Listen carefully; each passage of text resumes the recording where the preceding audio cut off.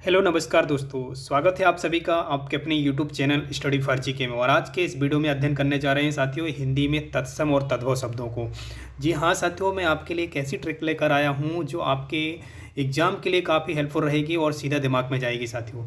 देखिएगा, मैं सबसे पहले आपको बता दूं कि तत्सम और तद्भव क्या होते हैं। सबसे पहले ध्यान दीजिएगा, मैंने यहाँ पर मेंशन कर रखा है, देखिएगा यहाँ पर 2 लाइनों में कि तत्सम क्या होते हैं। तो संस्कृत भाषा के वे शब्द जो हिंदी में बिना परिवर्तन के प्रयुक्त होते हैं। तो मैं शॉर्ट में बता दूं कि संस्कृत के वे शब्द जो हिंदी में डायरेक्ट रूप से प्रयुक्त किए जाते हैं वो तत्सम शब्द कहलाते हैं। क्लियर है।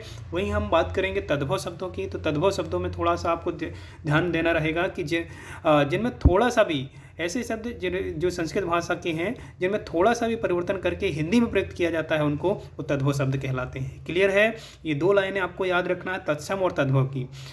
ये तत्सम संस्कृत भाषा के शब्द होते हैं, सीधा आपको याद रखना है। और संस्कृत भाषा के शब्द तद्भव ही होते हैं, लेकिन थोड़ा सा परिवर्तन होता है उसमें। क्लियर है। अब मैं आपको 4 से 5 ऐसे नियम बताने वाला हूं जो आपके तत्सम और तद्भव के लिए बेहतरीन साबित होंगे साथियों। देखिएगा, सबसे पहले आपको तत्सम में ध्यान देना रहेगा। तत्सम शब्दों की बात करते हैं तो तत्सम शब्दों में एक पहला नियम आपको याद रखना है।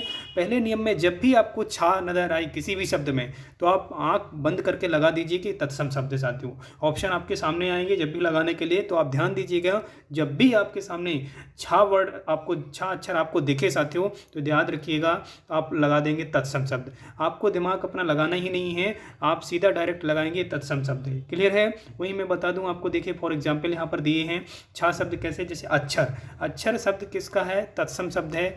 और अच्छी में भी छा आ रहा है तो ये भी तत्सम है। और इच्छु जो है साथियों इसमें भी छा आ रहा है, इसलिए ये भी क्या है? तत्सम शब्द है साथियों। क्लियर है। तो पहला नियम आपको याद रखना है किसके लिए? तत्सम के लिए। चलिए अब नेक्स्ट बात करते हैं यहाँ पर पहले नियम तद्भव के लिए।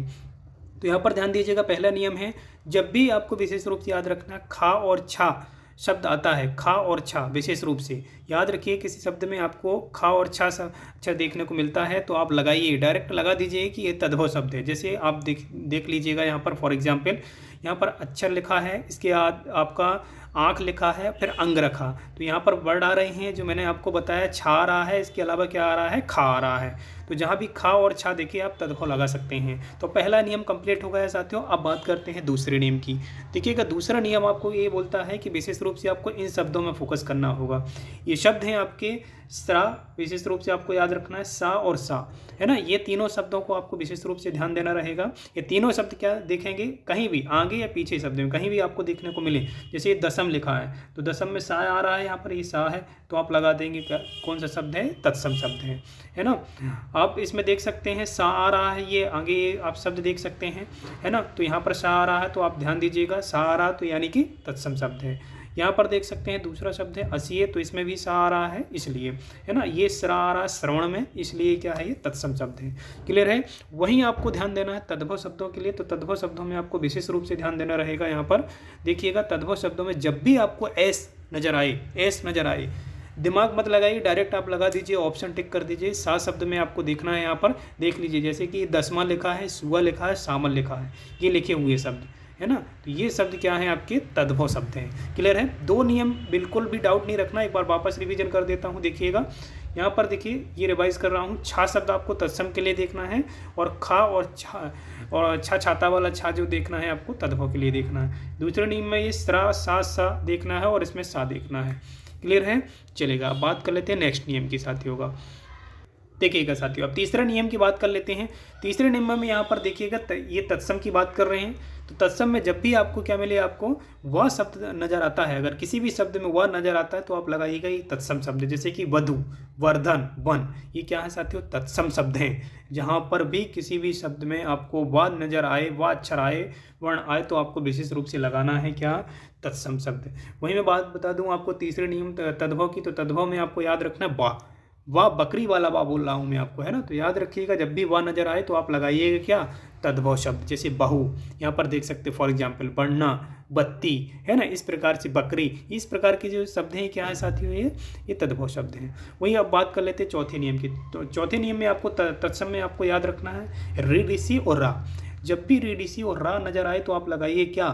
तत्सम शब्द याद रखिएगा, रा का फर्राटा जहाँ पर भी दिखे आप तत्सम शब्द लगाइए। जैसे कि फॉर एग्जांपल आप देख सकते हैं नक्र लिखा हुआ, नृत्य लिखा हुआ है, चंद्र लिखा हुआ है, ये सारे के सारे शब्द क्या हैं, ये सारे के सारे शब्द तत्सम शब्द हैं साथियों। क्लियर है। वहीं आपको देखिए रा का फर्राटा हटा हुआ है तो इन शब्दों में आप तत्सम तद्भव शब्द देख सकते हैं, जैसे नाक, नाच, है ना, इस प्रकार के शब्द क्या है, ये तत्सम है। वहीं हम बात कर लेते, देखिए पाँचवें नियम की बात कर लेते, तो पाँचवें नियम में आपको सेम आपको देख सकते हैं थोड़ा सा परिवर्तन, गोधूम, ग्राम, उष्ट, इसमें भी रा का फर्राटा थोड़ा सा देखने को मिलता है ना। लेकिन इसमें जब भी इसमें आप आएंगे तो इसमें आपको चांद बिंदी आएगी साथियों। चांद बिंदी जिस भी शब्द में आपको देखने को मिले तो आप लगा दीजिए कि तद्भव शब्द है। बिल्कुल भी दिमाग अपना यूज नहीं करना है, डायरेक्ट लगाइएगा, है ना। जैसे कि आप देख सकते हैं गेहूँ, गेहूँ में चांद बिंदी आ रही है तो ये क्या है, तत्सम शब्द है। वहीं इसमें भी चांद बिंदी आ रही है गाँव में, तो गाँव भी क्या है, एक तत्सम तद्भव शब्द है, सॉरी। और इसके अलावा ऊँट में भी चांद बिंदी आ रही है, इसलिए क्या है, ये भी तद्भव शब्द है। और चांद, है ना, ये भी क्या है आपका, चांद क्या है आपका, तत्सम तद्भव शब्द है। तो इस प्रकार की चांद बिंदी जहाँ पर भी नजर आती है तो आप, अगर आपको टिक करना है तो आप लगाइए कि तद्भव शब्द है चांद बिंदी। क्लियर है। तो साथियों इस वीडियो में ट्रिक कैसी लगी आप कमेंट करके जरूर बताइएगा, और वीडियो हिंदी में और चाहते हैं तो आप कमेंट करके जरूर बताइए कि किस टॉपिक में आप वीडियो चाहते हैं साथियों। चलिए, चैनल में पहली बार है तो चैनल को सब्सक्राइब जरूर कीजिएगा। मिलते हैं नेक्स्ट वीडियो में। जय हिंद।